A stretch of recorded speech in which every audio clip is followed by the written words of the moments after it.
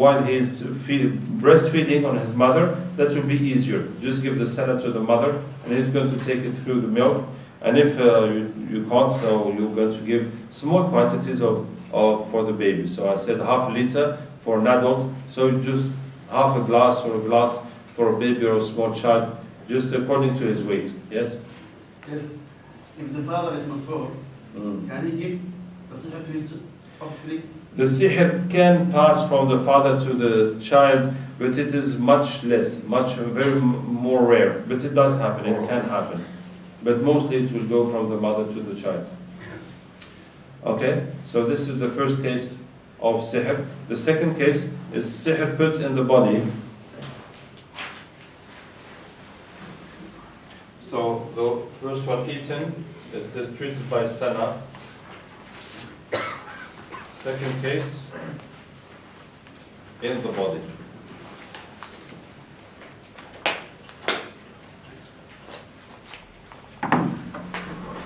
So how is sihr put in the body? They send the jinn and they put the sihr in the body of the person.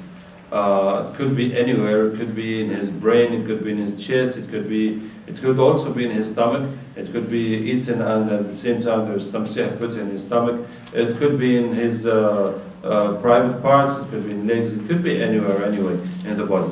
And how do you recognize this? It gives pains. Two things. It gives two things: pains and dysfunction. For example, if it's in the brain, he will have headaches, and he will not be able to learn and to concentrate. He will be forgetting, and he can also become crazy. If it is, for example, for women to stop them having children, it will be put in the ovaries or in the womb, and that will stop them having children, and mostly that will give them a lot of pain in their menses. And it can also stop women having sexual relations, to block them totally, and it can stop them getting married, anything related to sexual life, etc. So sometimes this sihr is put in the body only to keep a jinn in the body.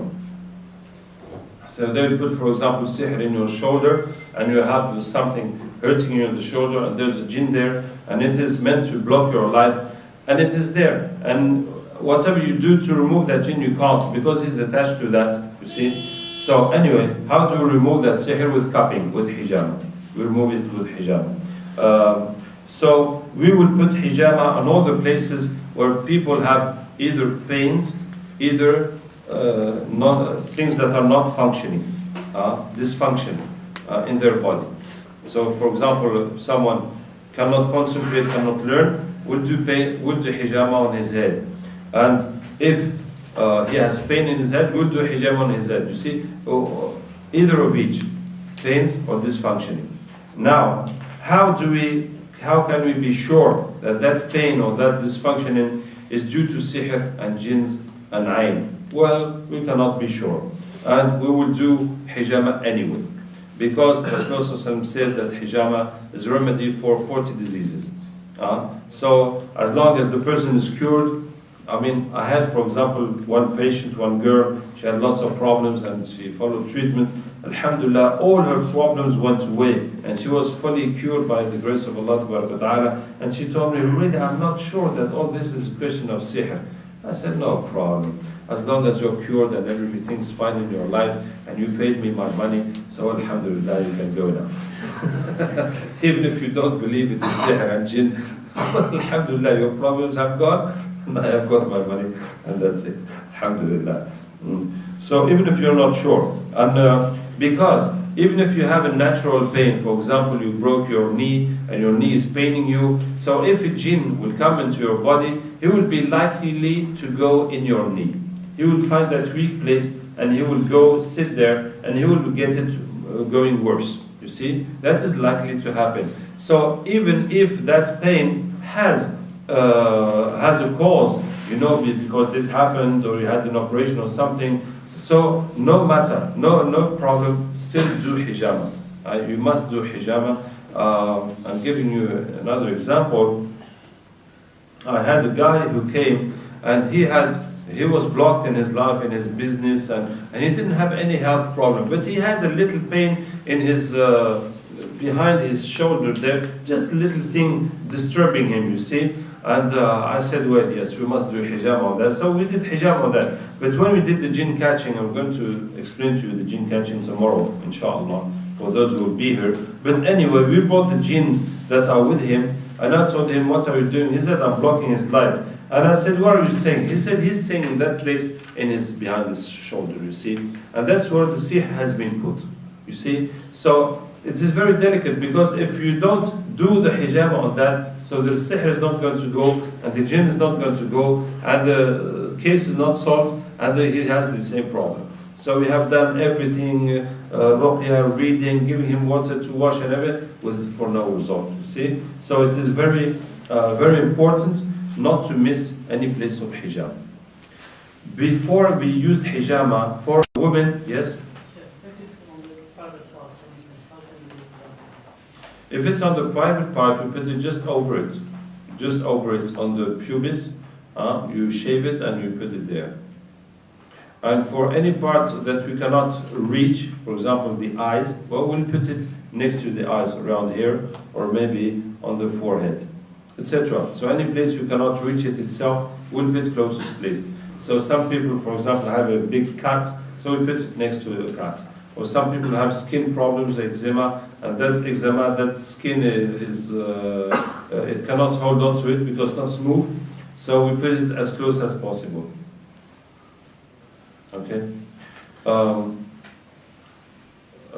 was I saying? So for a woman that had sihr in her ovaries and cannot have children, before using hijama, we used to do Rukja on her 7 times to remove that sihr. So she will come, we will go to read Quran on her, she will go, she will wash with the water in her house for several days, and come back, another treatment, 7 times, follow the treatment to remove that sihr. And alhamdulillah, with hijama, it will go straight away, on spot, bi'idhnillah tabarak wa ta'ala. And most patients, all the pains they have, it will go on spot when we do hijama.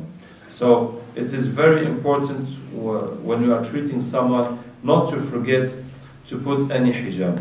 And I remind you again, hijama, we put it for 2 purposes, either having pains or dysfunctioning.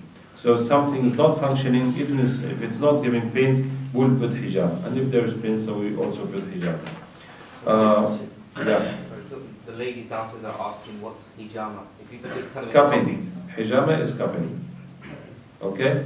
And practical, yeah, that's good. If ladies have a question, they can send an SMS to their husbands here or relatives. This is new technology. What am I saying? For the practical teaching of hijama, as I said, all practical teachings will not take place here, but in the Rukja center that you have in those leaflets in East Ham, inshallah. What I was saying, so the cupping we do in the Rukja is a bit different than the other kinds of cupping. Well, Rasulullah said that hijama is a remedy for 40 diseases. And according to the thing you are trying to cure, the way to apply the hijama would be a bit different. So for instance, for Rukja hijama, we don't need to take a lot of blood. So we're going to cut very, very little cuts, very, very small cuts, and it will only give some drops of blood. And it's just an exit, just a way out for sihr and jinns in the body. So our object is not to take a lot of blood. It's not a disease in the blood or in the muscles or in whatever that we're trying to remove. It is just a way out to remove sihr and jinn. So it is very light. And being very light and very superficial, it will not leave any cuts any marks on the person. So that allows us to do lots of them. And also, there are some days that are better for hijama, and some days that are better not to do, but all the hadith that say not to do hijama on such and such days are da'if. And you get sahih hadith recommending some days, but you don't get any sahih hadith saying not to do on some days. So in Rukja, we use hijama all year through. all the year through, any time of the day. You can be fasting or not fasting, so we do it all the time. And actually, as treatment for jinn and sihr, we don't see any difference. Because the jinn is here, the sihr is here, so whenever we do hijama, it's going to be removed, and that's it. Now, I'll just say a bit for hijama on the head. When someone is having a problem on the head, we do hijama on the neck, and just under the neck, on the bone which is under the neck. If the problem in the head is much more, is very bigger, I mean, either it will be a lot of pain, someone having too much headaches, or unable to learn, or madness, so that hijama on the neck will not be enough. You will have to put hijama on the head. And putting hijama on the head, we have the options we have is to put it on the forehead, or to shave the head and to put it on the head itself. So if you put it on the forehead or the head, so it's going to give a lot of pain, because it will be put on the bone instead of being put on the flesh, and that will be that will be paining a lot. And it's also going to leave a mark on the person for about 1 week. So if you put it on your forehead, you'll have a nice blue round mark, and everybody's going to be telling you what's happened to you, what's happened to you, did you knock a door, did you knock a wall, what's happened to you. So that's it. So if someone is working or going to school, it might be difficult for him. But the other option is to put it on the head. So, well, of course, for women, we will try to avoid this as much as we can. But if it is necessary, we will do it, because the health of the person is more important than his beauty.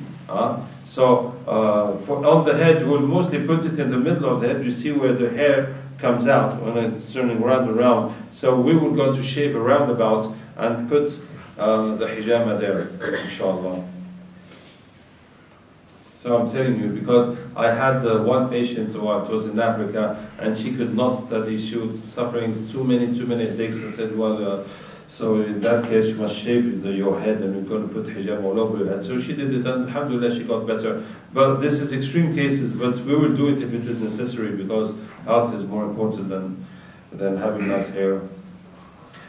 So this is the hijama, and this is the second sort, the second kind of sihr that is put in the body, and we treat it with hijama. So hijama, we start doing it, cupping, we start doing it for children 8, 9 years old. It depends on their body, because if they are smaller than that, it's going to give them too much pain. They're going to be screaming all over the Rukja. And also when they are young, we just wash them with Quranic water and bathe them with and massage them with the oil. It will be enough for small children. They don't really need hijama. But if they do need, if even a smaller child will need hijama, so we will do it whatever age he will have, and he will be crying and screaming. Well, too bad, we will just have to go through it. That's it. So now I said that sihr can be done in 4 different ways. First is eating. That is treated by salah. Second is in the body. That is treated by cupping. And the third kind of sihr is symbolic. So what does that mean? That means they use symbols to harm the person, as the symbol of knots. As Allah Ta'ala says, نَفَثَاتِ فِي الْعُقَدِ, those who blow on the knots, they will attach knots, and that means that they are attaching your life, or they're attaching your mind, or they're attaching your womb so you don't do children, or they're attaching your relations so you get confused with people. So that is symbols. And sorcery uses symbols very much, as they did for Rasulullah. They took his hair, and his hair is symbolizing himself. The hair symbolizes the person, but on one particular side of the person is the mind. So the hair is used most to affect the mind and the thinking of the person. And that was happening to Rasulullah because he was imagining things. And then they put the knots, so that is to tie your mind so you can't think. And then they put it in the skull of a hyena. And then they put it in a well, in a dry well that is used for toilets. under the stone people sit on to do their toilet, you see. So all that is to make hyena is used in sihr to drive someone crazy. That's, in Arabic, the name of hyena is related to the name of being crazy.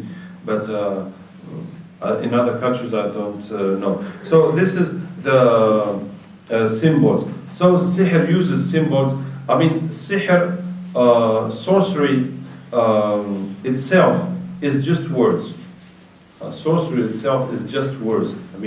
If you take that hair and the knot and the skull and the well, etc., without saying anything, that will have no effect. It is those words that are recited, those satanic words that are recited, that are the sihr itself, and all the other elements are making it stronger. Okay, it is just used to improve and to increase the effect of the sihr. And it is it's like our treatment. Our treatment is Quran, but the water and the hijjama and the sana and all that will increase and develop the effect of Quran. You see? So in the same way, the sihr